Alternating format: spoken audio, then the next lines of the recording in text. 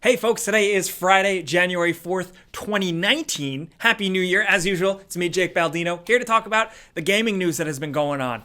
We hope you had a good holiday, whether it was Christmas, Hanukkah, whatever. Happy New Year, all that. Believe it or not, there's a lot of stuff to talk about considering the start of the year is usually really slow. But let's get right into it. The first thing is a new console, something I did not expect to talk about, but the developers behind Project Cars, Slightly Mad Studios, has announced that they are actually working on a console to compete with essentially the next generation of Xbox and PlayStation. They've stated that this thing is still roughly 3 years away, but it's going to be an extremely high-powered console. Judging from the concept and the looks of it, it's going to be more of a PC in nature, which makes sense. But apparently it's going to be running its own software database, which will apparently also work with consoles, but apparently is going to play games very well thanks to being extremely high powered. They talked up that this thing is going to be a powerhouse, but will be priced competitively with next generation consoles. It's going to be running VR perfectly, 90 FPS at the very least, which is pretty dope.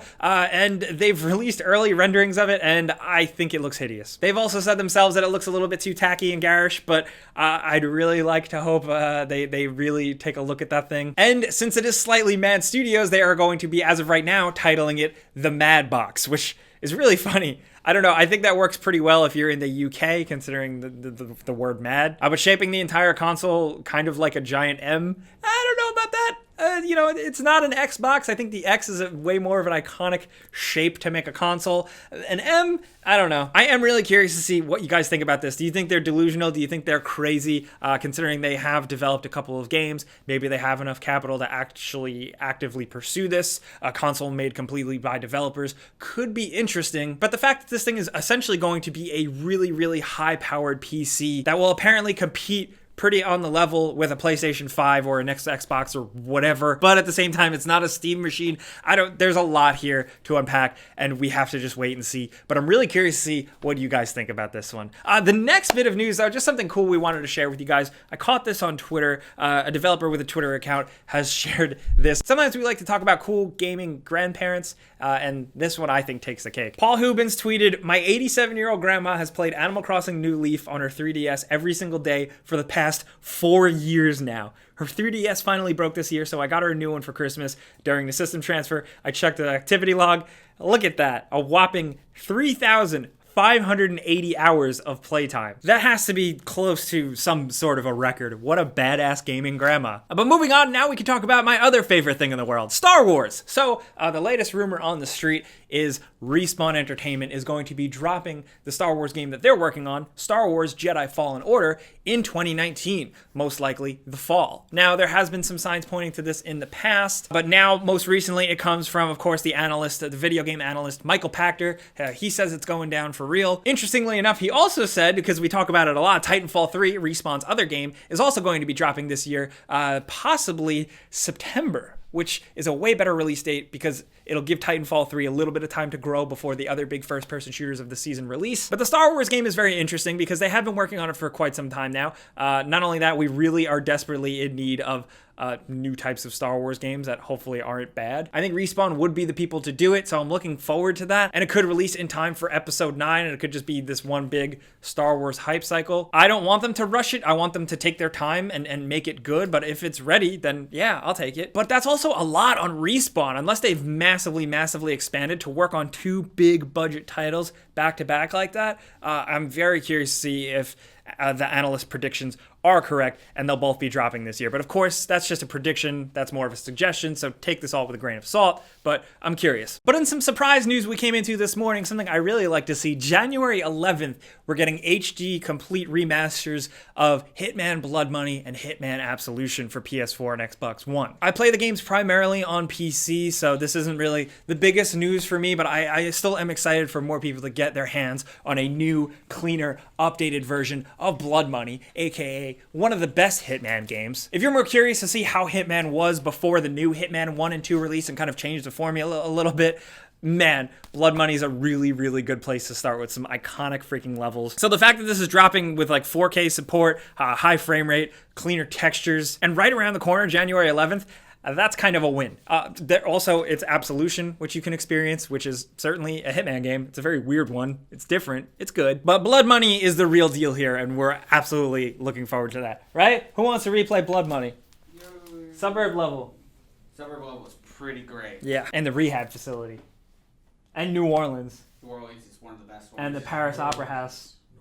Great. God, man, there's so many good maps. Now, in some interesting news, thanks to some sleuthing, it looks like a famous Valve writer is actually returning to Valve. This is Eric Walpaugh, who previously had credits co-writing Half-Life 2 and the Fantastic Portal, left Valve a few years ago, but apparently he's back. There was an email leak that was surfacing around that people weren't sure was real or not, suggesting that he had returned, and then people were able to dig into it, and also sites were able to get confirmation, like Real Journalism, and confirm that Eric Walpaugh is actually in the credits for working on... What is that game called? God, it looks so boring. Artifact. Valve's new card game thing. That's just me. Sorry, I'm still playing Hearthstone. But I think this is exciting. I don't know if it's as big of a deal as some people are making it out to be. This does suggest that Valve is once again paying for creative talent in-house to make games. You know, Artifact being one of them, of course, but with Eric Walpaugh being back as being such a heavy-hitting writing talent, is he working on a new Valve game? Is he working on Half-Life? I can't even say that out loud because I still don't think it's happening. But who knows, really? Even just Portal, like everything Valve makes, those big things, Portal especially, just had such almost like mainstream acceptance that it's almost stupid for Valve to not capitalize on those brands and keep giving people the stuff that they want. Maybe this is the start of that. Maybe it's not. Maybe we are looking into it like I initially said. I don't know, but I'm curious to see what you guys think. Do you want games from Valve in 2019, or do you want them to just focus on, strengthening VR, making their store better, their real bread and butter, or do you want them to go back to basics? Because if you also think about it, I mean, at this point, like, could Half-Life 3 even live up to the hype? I don't know. It's a small story. Let's move on. Talking about some cool things that have gone down on the internet since we were gone. First Four Figures has revealed and teased their newest video game related statue, and it's actually Conker from Conker's Bad Fur Day, which is super awesome. First Four Figures makes really high quality statues. I follow that community a little bit, so you also would probably know that these things take a long time and they're very expensive. Check it out though. I'm just huge fans of their work, even though I've never actually bought one of their statues yet, but who knows. The other thing that we missed, Persona 5R has officially sort of been teased or announced. We don't know exactly what it is. It looks like it's going to be a PS4 thing. It's an announcement of an announcement. Basically, it's an announcement of an announcement. Apparently, we're looking for more information in March. That's a ways away. Well, we'll see. But next, we got to talk about our good pal, Souljaboy. For those of you that don't know, Souljaboy, the artist, entrepreneur guy, famous for the Crank That Souljaboy song. Someone who is actually apparently passionate about gaming, dived headfirst into the console industry, saying he was going to change the game and start selling and distributing a console. And when people looked into it, he's basically just reselling a ripoff, cheap knockoff Chinese ROM console that you could buy on like Amazon or AliExpress, Alibaba, stuff like that. And it was blatant and it was infringing all sorts of copyrights, but he stood by it for some reason. And for those of you that missed that video, we did do like a before you buy. We got one on Amazon.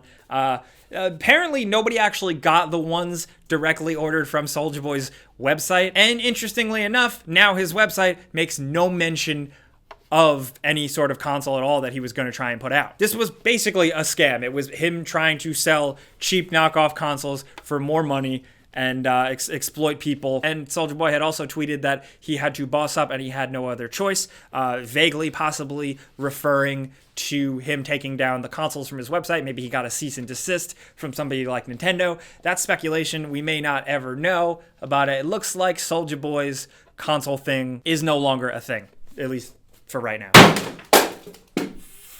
That wasn't supposed to hit my desk. Honestly, I stand by what I said in my before you buy of that console. Like, if Souljaboy really does want to, jump into gaming and create something awesome for people, then put your money where your mouth is and actually try and make something new. Now, in other news, let's talk about Fallout 76. There's been some issues over the break with the game and updates and stuff, but Bethesda has broken down their new update, which does look like it's going to add some substantial content. The question is it going to be enough to win people over? I doubt it, but maybe it'll make the people happy that are playing it. They're adding new vaults, most specifically, and PvP, also player vending. So that's interesting. I don't know. When I saw Fallout 76, I was like, this isn't really the game I wanted as someone who likes Fallout games, but the potential was there. It just didn't seem to be up to par. I don't know. Just presenting it, keeping you guys updated. Want to see what you guys think. Also, I had pre-ordered the Nuka-Cola Dark Rum, and I kind of forgot about it, and it showed up, and it was leaking, and it's made out of plastic, and it tastes like ass. Not trying to like add fuel to the hate Bethesda fire, but just thought that was interesting. Did anybody else get this stuff? At least I can keep it in this nice bag. See what I did there?